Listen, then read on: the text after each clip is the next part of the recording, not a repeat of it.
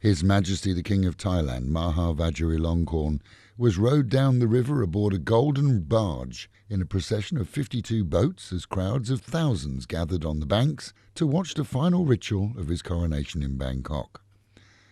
As part of a nearly 7-century-old tradition, the King's vessel was positioned at the centre of the procession of 52 gold-painted barges, elaborately carved in the shape of swans and mythical creatures. Some 2,000 oarsmen dressed in ceremonial costume rowed the wooden vessels along the 2-mile route, and the King was accompanied by Queen Sutida. The flotilla had been originally scheduled for October the 24th, but was moved to mid-December due to worries over water conditions and weather.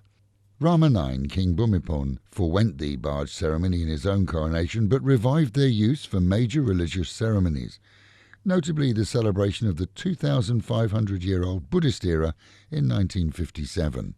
The last barge procession for a coronation was in 1925, when Thailand's last absolute monarch ascended the throne. Good news for Brits, as the expected results from the elections there have seen the pound strengthen, with expectations that it will rise even more, after predictions seem to be that the current government will be returned with its own majority, and hence able to complete Brexit. The ailing quid has caused many problems here, but we're told it's on its way back up. 10 foreigners and Thais have made complaints to police in Pattaya about a woman described as a rogue estate agent. 20 victims so far. Combined losses are said to be 45 million baht. The 49-year-old woman took cash from long-term rentals but failed to pass the money on to the property owners, while trading under the name of Som Properties. Many had arrived at their new homes only to find that the owners refused to hand over keys as they knew nothing of the deals. The woman, we're told, is nowhere to be found. Dating apps may be friendly, but users should beware. This, as a 22-year-old Chonburi woman, seems to have befriended several lonely men, chatting online using a fake photograph and persuading them to guarantee car loans for her. All nice and good-hearted, they quickly discovered that once they'd signed, she had nothing to do with them.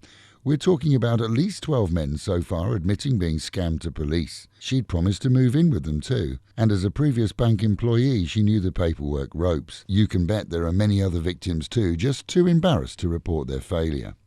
Pattayans are without water in numerous areas again this morning after yesterday's cut-off of supplies saw taps go dry. By now the buckets in most homes are empty, with many unable to even shower or flush the loos. It's hoped that supplies will be back on this afternoon, but even then it could take days to reach some homes.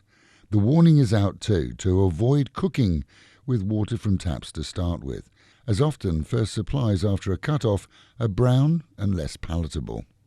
And with the Met Office promising highs today in Phuket of 32 dropping down to 24, an overcast day, Pattaya catching up, 32 dropping down to 22. That is the local and national news from Fab FM. For videos and, of course, to keep up with fabulous Pattaya, visit alwayspattaya.com.